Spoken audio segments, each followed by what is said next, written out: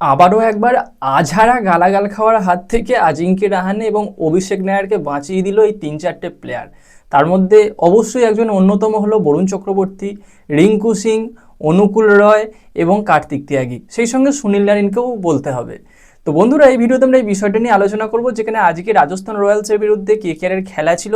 অনেক দিন পর বলতে পারো যে কেকেআর একটা জয়লাভ করলো, এই মরশুমের প্রথম জয়, বেশ একটু ভালো লাগছে। তবে অতটাও ভালো লাগার কিছু নয় যে খুব একটা ম্যাচ জিতে অনেক কিছু হয়ে গেছে, কিছু হয়নি। তবে জিতেছে কেকেআর সমর্থকদের কাছে এই মুহূর্তে এর থেকে বড় খুশির খবর কিছু হয় না। আমিও কেকেআর সমর্থক, আমারও আনন্দ লাগছে। যাই হোক, এই ভিডিওতে বিষয়টা নিয়ে আলোচনা করব।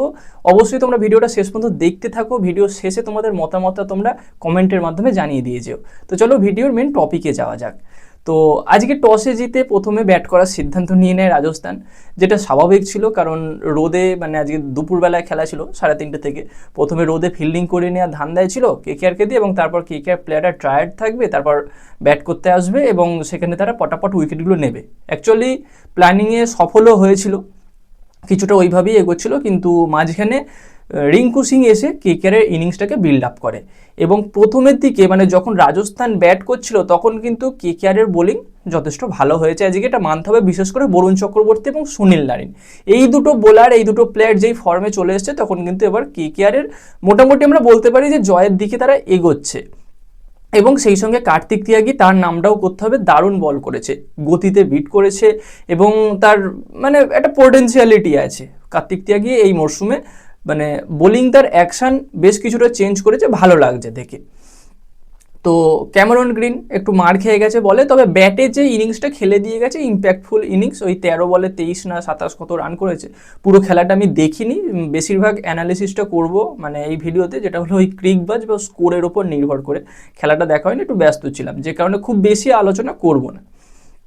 তবে চেস করতে নামলে প্রথমে যে বলটা আউট হলো জোফ্রা আর্চারের বলে, টিম শেফার্ড, তো সেটা কিন্তু দুর্দান্ত বল ছিল ভাই। ওটা মানতে হবে যে ওটা কিছু করার নেই, টিম শেফার্ডকে দোষ দিয়ে লাভ নেই, ভালো বোলিং করেছে।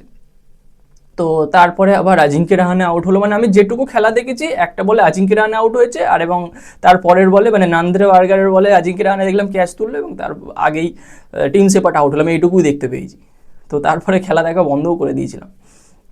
তো যাই হোক, রিঙ্কু সিং অনেকদিন পর রানে ফিরলো, বরুণ চক্রবর্তী অনেকদিন পর তার ফর্মে ফিরলো, এবং সেই সঙ্গে অনুকূল রয়কেও ভুলে গেলে চলবে না। তার ইম্প্যাক্টফুল ইনিংসটা শেষের দিকে, ওই 16 বলে বোধহয় 29 না 32 রান করে, খুব সুন্দর খেলেছে, ম্যাচটাকে বিল্ড আপ করেছে, এবং ফাইনালি কেকেআর জিতলো।